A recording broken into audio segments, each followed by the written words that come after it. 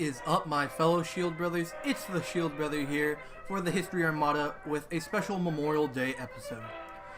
First off, I would like to apologize for not making a video on Thursday. I was rather busy with work.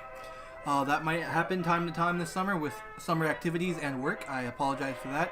And secondly, I would like to dedicate this special episode instead of a normally we would have either the What If Mondays or the A Day in the Life. This time it would be A Day in the Life Monday.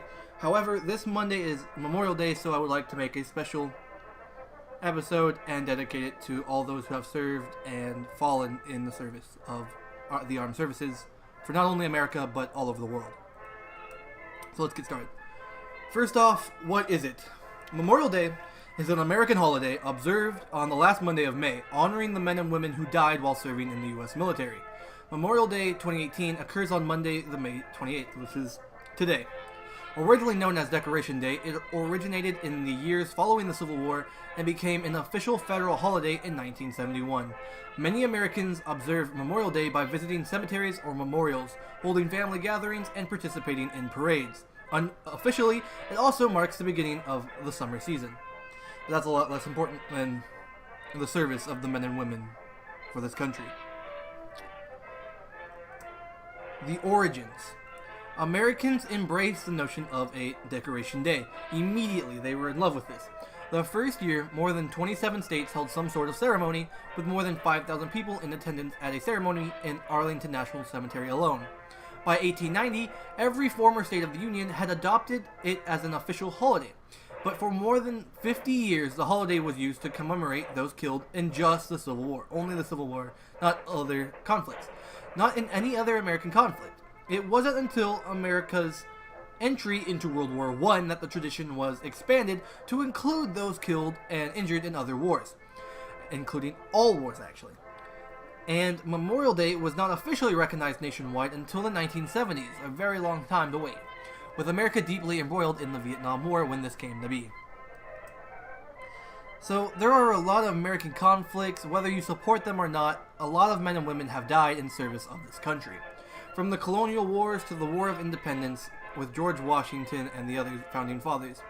There was also the early national period with the Bowery Wars and the War of 1812, the war with Mexico, the American Civil War, post-Civil War era with conflicts here and there, including the Indian Wars, the Spanish-American War, the Philippine-American War, the Banana Wars, the Boxer Rebellion, the Moro Rebellion, more conflicts with Mexico, World War I, the Russian Revolution where we tried to intervene, and then we had our naval disarmament in the 1920s. 1930s we had the Neutrality Acts, and then World War II happened, and then the Cold War era, which included post-war military reorganization, including the Korean War and the Lebanon crisis of 1958, and the Dominican intervention, and then which led up to the Vietnam War, which is one of the most despised wars and most conflicted within the American society.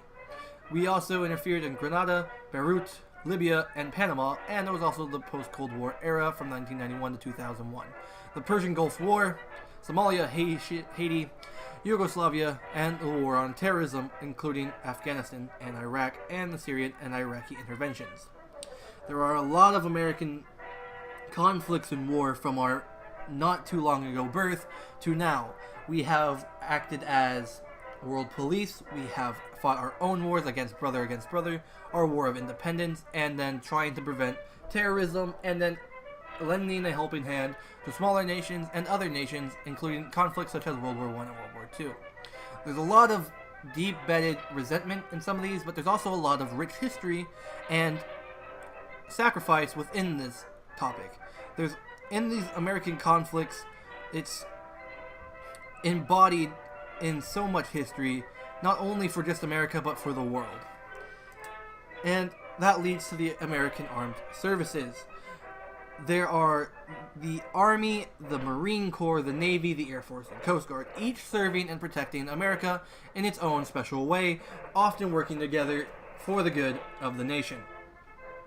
And it is these 5 services that these men and women willingly give their lives, either through draft or volunteer, for hundreds of years now, that these normal citizens become heroes by giving up everything to go serve, and often giving all and giving their life.